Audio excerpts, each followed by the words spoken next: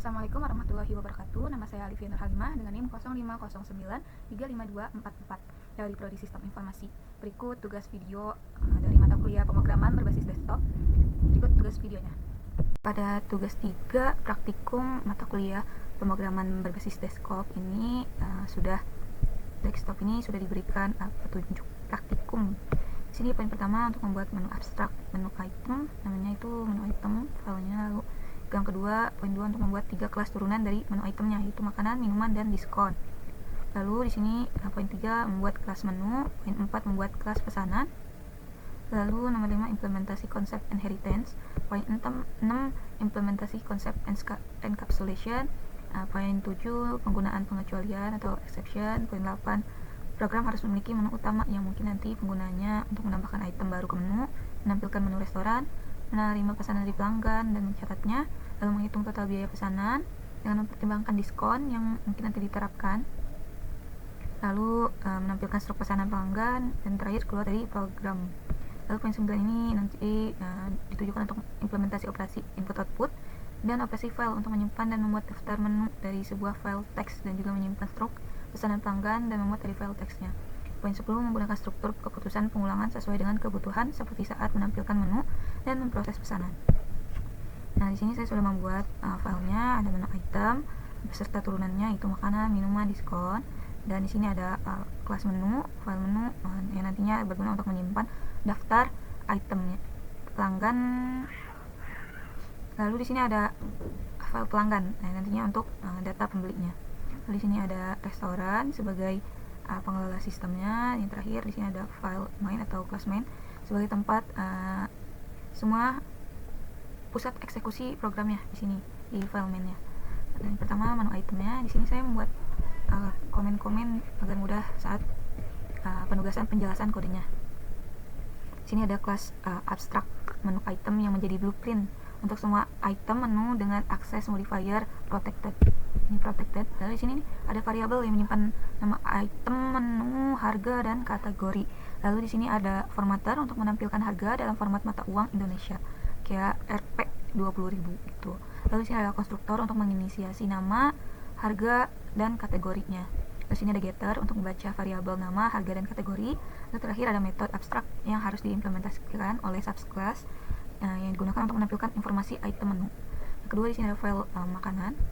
Di sini adalah kelas makanan, subkelas dari menu item yang mewakili item menu berupa makanan dengan variabel tambahan jenis makanan. Di sini variabel jenis makanan. Lalu di sini ada konstruktor untuk menginisiasi nama, harga, dan jenis makanan, dan memanggil konstruktor superclass menu item untuk kategori makanan. Di sini ada getter untuk membaca variabel jenis makanan, dan sini implementasi metode abstrak tampil menu dari superclassnya. Di sini penerapan polymorphism. Lalu di sini setelah file makanan ada file minuman. Di sini kelas minuman adalah sama tadi, subkelas dari menu item yang mewakili item menu berupa minuman dengan variabel tambahan jenis minuman. Dan ini variabel tambahan untuk menyimpan jenis minuman kayak minuman dingin, panas, dan sebagainya. Nah, di sini ada blok public minuman atau nanti konstruktor sebagai konstruktor untuk menginisiasi nama, harga, dan jenis minumannya. Juga memanggil konstruktor superclass yaitu menu item untuk kategori minuman. Di sini juga ada getter untuk membaca variabel jenis minuman. Ada implementasi metode abstrak tampil menu dari superclass.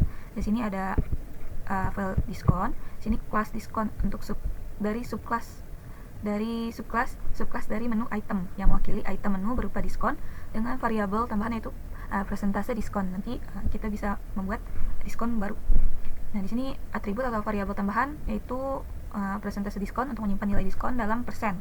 Lalu di sini ada blok sebagai konstruktor menginisiasi nama dan persentase diskon. Harganya diset dari 0 karena ini adalah item diskon sebagai kategori diskon. Lalu di situ ada getter untuk membaca atribut persentase diskon. Lalu di sini implementasi metode abstrak tampil menu dari superclass. Sini ada selanjutnya ada kelas menu, file menu.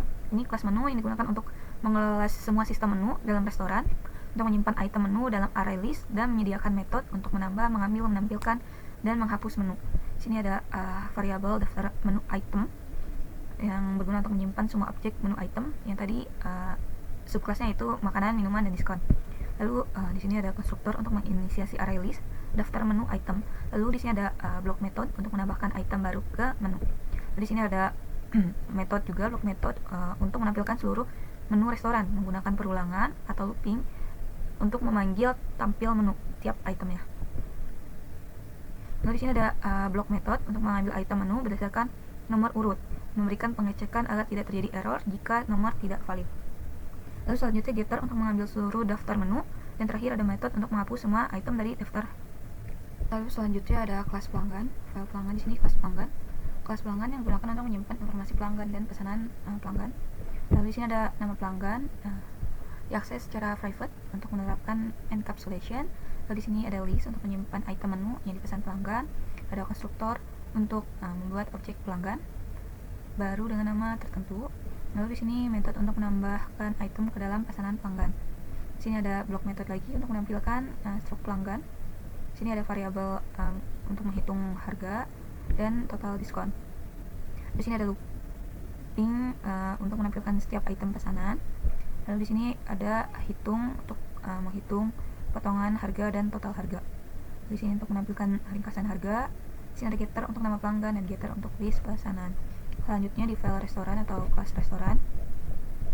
Di sini import Java.io itu array list dan scanner. Di sini ada pertama ada kelas restoran yang digunakan untuk mengelola menu restoran dan pesanan pelanggan. Di sini ada nama restoran disimpan sebagai private untuk menerapkan encapsulation. Selanjutnya ada objek menu untuk menyimpan daftar item menu restoran. Lalu ada objek pelanggan yang sedang memesan saat ini. Lalu di sini ada block sebagai konstruktor membuat restoran baru dengan nama tertentu. Lalu di sini ada block method untuk menambahkan item baru ke menu restoran. Block method untuk menambahkan menu restoran. Di sini ada block setter method setter untuk pelanggan yang sedang memesan. Lalu di sini ada block sebagai getter untuk mendapatkan pelanggan saat ini. Lalu di sini ada block method untuk menampilkan struk pesanan pelanggan saat ini. Terus selanjutnya ada getter untuk objek menu restoran. Lalu di sini ada block method untuk menyimpan daftar menu ke file text. Di sini ada looping juga, di dalam metodenya ada looping melalui semua item menu tulis ke filenya nanti. Di sini ada block method untuk membuat menu dari file text. Lalu di sini ada block method lagi untuk menyimpan struk pesanan pelanggan saat ini ke file textnya. Lalu di dalam metode ini ada looping. Dan nantinya semua pesanan, daftar pesanan akan ditulis ke file. Di sini ada block lagi, block method untuk membuat struk pesanan dari file textnya. Selesai. Dan terakhir dia ini sebagai pusat eksekusi program, yaitu kelas main, file main. Oke, di sini ada kelas main berisi metode main untuk menjalankan program manajemen restoran, menyediakan menu interaktif bagi pengguna untuk menambah menu, membuat pesanan, dan menyimpan serta memuat data. Di sini pertama ada scanner yang digunakan untuk membaca input dari pengguna. Pengguna memasukkan inputnya lewat konsol. Di sini ada membuat objek restoran dengan nama tertentu. Nah, di sini ada variabel control untuk loop menu utama. Di sini juga ada untuk menampilkan opsi menu utama. Lalu di sini ada struktur keputusan switch untuk mengeksekusi pilihan pengguna. Di sini ada case 1. Case 1 ini untuk tambah item baru ke menu. Lalu case 2 ini untuk tampilkan semua menu. Case 3 untuk membuat pesanan baru untuk pelanggan. Case 4 untuk tampilkan struk pesanan. Case 5 berguna di sini berfungsi untuk simpan menu ke file. Case 6 memuat menu dari file. Case 7 simpan struk ke file. Case 8 ini untuk membuat struk ke pesanan ke file. Lalu case 9 di sini untuk keluar dari program. Di sini kalau input salah ntar outputnya pilihan tidak valid. Ini scanner ditutupnya penutup scanner. Lalu di sini ada block method untuk menampilkan menu utama ke pengguna. Lalu di sini block method lagi untuk menambahkan item baru ke menu restoran. Ada struktur keputusan untuk membuat objek makanan, minuman, atau diskon. Lalu di sini ada block method lagi untuk membuat pesanan baru untuk pelanggan. Di sini ada input block untuk input nama pelanggan dengan validasi, tidak boleh kosong ya. Di sini ada block looping lagi untuk memilih item menu yang dipesan. Di sini untuk menyimpan pesanan saat ini ke restoran. Di sini baris ke 158 sampai 171 ini ada metode untuk membaca input integer dari pengguna dengan validasi. Yang terakhir, metode terakhir ini ada metode untuk membaca input double dari pengguna dengan validasi.